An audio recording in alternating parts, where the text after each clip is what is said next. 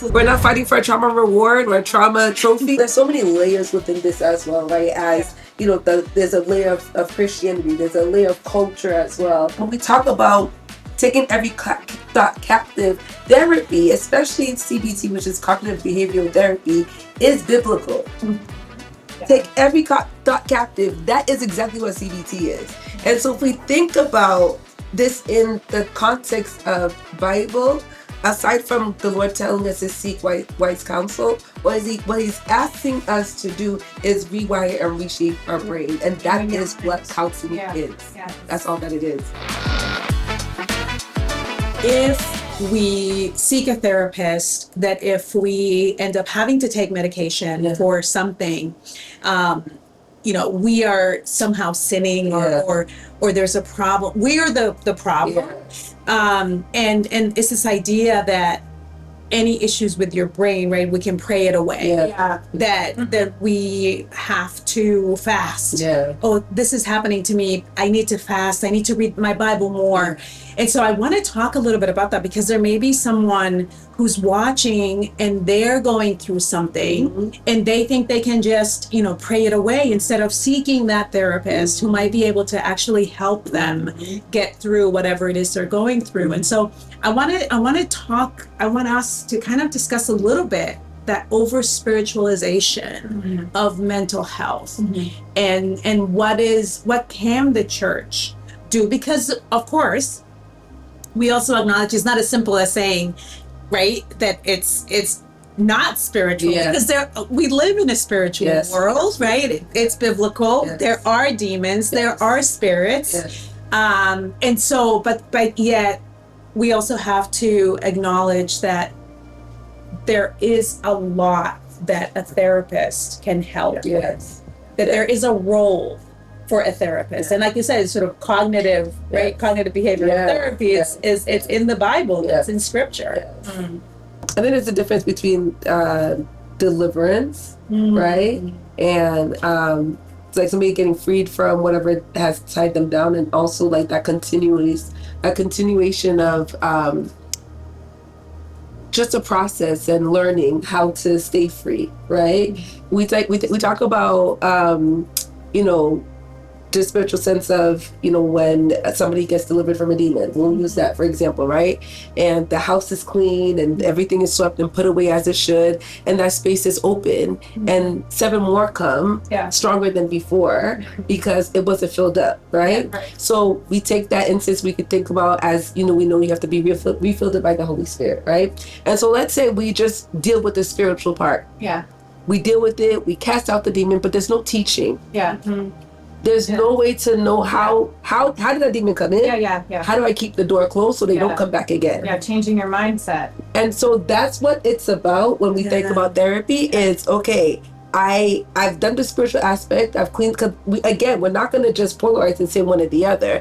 Go to church, get your fasting, get your deliverance, but also get the teaching and understand, where did the cycle come from?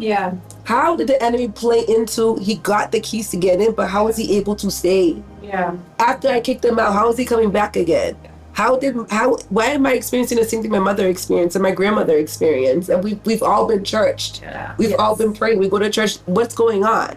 And so it's about kind of that mindset again that we keep on talking about, of reframing, rechanging, taking that captive thought, renewing of the mind that is both biblical and mental health wise, so you can get free and stay free. And I think the polarization thing, I don't know, something that really, really gets me going, because I feel like I feel like it's a human way that we've constructed to try to deal with things and grow, but it's actually not how God has created us.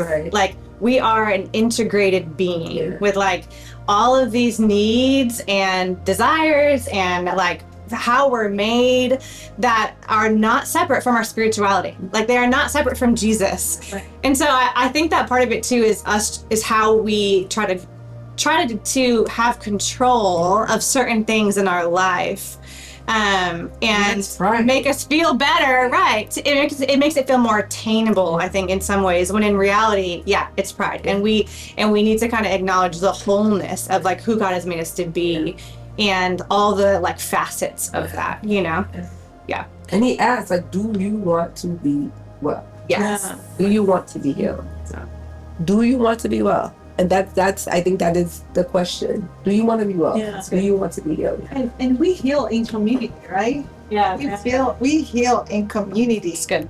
That you know, like that have shalom stories. Like, yeah, you know, that like how do we share more shalom story, like more stories, like you know, I know what, like, I'm not just gonna keep my story to myself. Like, I'm gonna share what God did with me and like the stuff that I was dealing with in my mental health and my moments of like, you know, that I didn't have hope. And it's not like, oh, I'm saved, I'm perfect. Look, God did it. You know, I'm redeemed. But I'm gonna keep my I'm gonna keep my shalom story to myself, and I'm not gonna tell that person, like, you know, he did it to me, he can do it to you. Like, you know, like, you just put your hand, like, just be willing and have safe spaces in community where people can just be themselves. It's not like, oh, I'm perfect. Like, you know, people can just be raw and speak about real issues and their pain that they're going through, minus without having that guilt and that shame. And like, you know, it's just like God wants to heal us, and we want to be healed, but we only feel secure when we have community that have gone through the same thing, you know?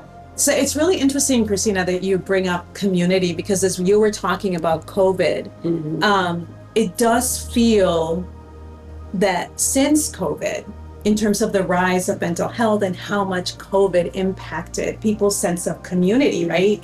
Where we were isolated from one another. We spent, 2 years, some people spent even longer than that, isolating themselves because they were afraid of getting sick. And so how important is community to our healing, to our wholeness, right? God created us to be in community with one another. And so how can the church help to bring people together? Because as we know, sort of the younger generation, right? And it all comes like social media, community, like all of these things are impacting our sense of community. And so how can the church sort of step into that space that's so needed for our young people and their mental health, for our young people and their ability to be able to connect with one another and heal one another? I don't know if as pastors who are, have a flock and are dealing with these issues kind of on a daily basis, I just want to kind of hear your thoughts on your own sense of what you're seeing in your churches. It takes a lot of intentionality, right? It's not another curriculum in the agenda. It's not another fill in the calendar. It's not like you want to fill up days in the church. You need to be very intentional at creating spaces to be community, to connect, not just to give information, but to form, right? To create like a spiritual formation, to disciple the way Jesus discipled. Like, we're going to have popcorn, we're going to play a game, and we're just going to talk. Like, it's very simple, right? But why do we have to create a program like this? It takes a lot of intentionality. Like, we're just going to hang out. I remember we had a group session, and one day we were to church together, and he's like, why don't we have a karaoke night? And the two churches got together, and like they all brought their kid, and we had a karaoke night at church, and we had a blast. And we create like that, and like even the youth, everyone was participating, and we were like you just we're all singing songs, no judgment, like we're gonna sing songs, and we were able to eat together, to have fun, to laugh. It was a Friday night, and it was like 11:30 p.m. It was still there, so it's like that was so fun. So why can't we create those spaces? What? So it again is intentionality and just like dropping all the extra stuff, get pizza and be very very formal, very very casual about it. We're just gonna hang out, Because then what the other piece that I see to the fact that people don't want to go to church anymore. And so instead, sort of doubling down on digital church. And so, and there is a space for that. I think there's definitely a place. There are people who cannot leave their homes. But to sort of go completely in the other direction and say, we're not going to get together. We're just going to do church on the internet. You know, what are our thoughts on that too? You know, and how that is impacting our ability to be able to like look each other in the eye and connect and you know, I see you, you see me. We have an opportunity to kind of share stories we've been talking about here at this table. That becomes passive faith. I mean, passive spiritual development. Like if you're just watching somebody else's faith instead of engaging with it, like in relationship and discipleship, where you can ask questions. It becomes personal. Like Jesus met people where they were at, right? And it's like if we just keep pastors or the people of God on the screen and we don't let them meet us where we're at, then we can't be developed. We can't grow in our faith, you know. I think about the why, right? The why started off with COVID, that we all had to try to connect some way somehow through online. And then I think about the generation, since we're talking about the young people right now and how they grew up, right? They grew up with watching the Doras and, you know, watching, which I thought always was strange, but like watching other children play on YouTube. And so when I think about the why, like why are they comfortable doing this? Why are they comfortable doing churches? Because this is the way that they grew up with technology, with, as you said, just kind of passively watching, but not necessarily having to engage. But if you haven't engaged, you cannot be discipled. If you haven't engaged, you cannot be held accountable. And I think there is a fragility, if I can use that word, with accountability to be discipled. With the young people right now, it feels too hard, it's too much. And this is, I'm not saying all young people, right? Because there are young people who are on fire for God, who are part of a local assembly, who are working. But there's also a group that had been affected by COVID that don't know how to connect. And so if they don't know how to connect, we can't even talk about reconnection. Right? Like I don't want to have to hold a conversation. I get anxious around a lot of people. I like this is too much. I don't want people in my space. Like I don't know how to manage. I'm uncomfortable with being uncomfortable, so I'd rather just not. So I think this is where when you're talking about not having it be so structured around a church program, right? With like, okay, we're going to do worship, and then we're going to do this, and we're going to do that, and that is our outing. It's like nobody really talked, and there's no connection. I think about, you know, forming small groups and having, you know, my church, I call prayer partners, like a person that you feel connected to, that can pray with you, or that is your accountability partner, and building community that way. And so again, not over spiritualized. Like you just need to come to church and pray, and that's it. And people can come to church and pray and not have connection. Right? It could be the same thing as them just sitting at home watching it online. They don't speak to anybody. They have nobody that they're connected to. They're just going for an experience. And so I think it's kind of unpacking all of the whys. We can get to the root of how do we meet the need of the current generation. And sometimes is the way that we have done it before is just too much in order to build connection. So how do we reinvent it so that there is a way that they still feel connected and that they can grow in that connection and overcome some of the obstacles that are there? Yeah, one thing that came to mind too is like the value of intergenerational community too, you know, and a lot of time our programs are for a certain group of people or age group or demographic. And so just thinking about your karaoke story again, it's like this is any age, any demographic can come be a part of this, and we're being the church together. And I think too that's a place of strength when you're trying, because like you said, might need to be doing something different than we did before, but we need each other to figure that out. It's again going back to your story about the storm. It's like, well, we're all living in the world, we're experiencing it differently, but there's so much wisdom to gain from different ages and stages and where we're at to figure it out together. I think sometimes we think about community coming together in the church as we talk about compartmentalization and kind of polarizing as just this is just a spiritual this is just a spiritual kind of experience, and outside of that, like I don't I don't need you. Right. Yeah. You know, like we're coming together. I say this every Sunday. We come together based off the week that you had and how we worship. We're just bringing our worship together, right? But it is more than that. Yeah. It is.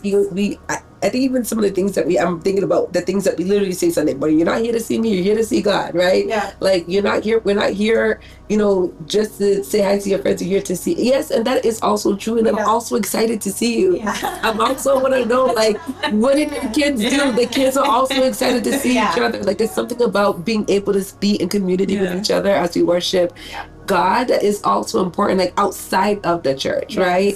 I think, you know, sometimes we think about the four walls and we go in and we go out, but like we are temples, we are the church outside of the church. And so how do we connect with people outside of the days that we have programmed just to physically go into the building? Yeah. And I think I'm having so many thoughts. There's a lot of what you guys have shared in terms of sort of the church. It has almost settled into this space where any activity or any event that happens within the church has to have a specific structure and has to be so spiritual. Like if we're bringing all of these people together, we got to pray, we got to worship, we got to do all of these things, when it's really about the community and how are we bringing people together in addition to right, it's both and right, it's not either or. It's not if we bring them together it has to be a spiritual thing. It cannot be just a karaoke night where we're maybe not necessarily like worshiping. We do a quick prayer and then we get into the games and have fun with one another. And Holy Spirit is there. The Holy Spirit is there, right? Jesus is there, God is there. But it's sort of rethinking how we do church so that it allows space for people to connect with one another. I think about what you just said about like what is a spiritual experience? Is it a spiritual experience like singing worship songs? Or is it spiritual experience connecting with one another? Like why can't it also be that as well? Sorry, No, I love it. And can we talk about how important that is for people who don't know Christ? Right? I mean, that's when we are too narrow-minded to do things a certain way, then the door is not open for our neighbors. It's closed because they don't understand that, they don't know that, they haven't experienced that, and so we are shutting them out as people of God. And so we're not doing the mandate that the Lord has asked us to go and make disciples. You know? And so I think that also like rethinking how we do church with the lens of like who else needs to be here and how do we get them here. It's not being less spiritual, it's being spiritual and plus plus loving your neighbor, plus serving, plus having fun, plus taking care of your mental health, plus exercising, right? Like whatever that looks like, because that's where the people are who need Christ. And we need to be integrated with our spirituality. I think we forget about that piece in the church, that like we're not called to just be with each other. We're called to make disciples. The whole point is to go out and make disciples and bring them to the knowledge of God. Like we have a ministry of reconciliation. And so I think we feel like if I'm saved then I'm good. That's not your only job. And that job is not just for pastors. We are all called to have the ministry of reconciliation. Like we all have that mandate on our lives. And so like, how are you doing that? Like, what do you do outside of just coming to church? Because that's not bringing disciples. That's feeding your spiritual soul, which is necessary in order to bring disciples. But there's a second part of that call that we are all called to do. And I think sometimes it's like, okay, I'm good. That's my pastor's job. No, it's not. We can't reach everybody that you can reach. You know, and so I think Melissa's point is so important about how are we calling others in to this space and allowing them to feel, okay, I do belong here. Because imagine if our spiritual experiences, we speaking in tongues, I'm getting out of here. Like, what is going on? What is happening? I have no background, and these people are just jibber jabbing. I'm out. So like, how can we call people in a way that they understand that the unbeliever can be like, okay, I can't find community here. I'm curious about what's going on, and that they can too be discipled and saved. And that's different from what they're experiencing in the world, right? I mean, we are called to be different. In the community that exists, we know this as it's just people experiencing what's out there. it is not authentic community. No. And it is about every man for himself. Yes. It's not about I care what you're going through. I see you, right? I want to know you. That's not what they're experiencing out there. Yeah. And so the church needs to step into that space where we are showing them Jesus, where when they look at us, they see Jesus, right? And it comes to my mind when in the Deuteronomy, sorry in English, Deuteronomy, when it says, love the Lord your God with all your heart, right? Yeah. With all your heart, meaning that's how you're going to model your faith. Yes. Right? Because no matter where you are, whatever situation, what's going to come out of you, Yes. it's, you know, the Lord your God is in your heart. So you're modeling your faith. Yes. And it's almost like people need to be curious, like, what is she, like, what is happening with her? You know, and it's like, if we don't, like, how we're modeling our faith, Yes. you know, to our youth, Yes. right? Like, especially to our youth that are getting more and more like away, right, from the faith. And I think how we get them closer is just, you know, where they're gonna cut. We're not gonna like try to teach them. They're gonna cut it by how we model our faith. Yeah. You know, it has to be like this hustle love, this stinky love. Like, what is, you know, what do you have? You know, I want that. It's like, well, you to hang out with me more. Let's take a walk. Let's go to the pond. Let's go for coffee. Yeah. Let's go see you know, like let's do something. Let's connect. Let's go to contrast therapy. but so much of that, I think so much, you know, we started talking about mental health, but I think so much of what is happening right now is sort of like the existential crisis, the loneliness, the disconnection. Yeah. And it's not that people even need therapy. They need other people. They need a community. They need a community. They need to feel like they belong somewhere, that they're being seen by a community. Right. Yes. And so I do, there's so many spaces and so many roles that the church has right now in particular.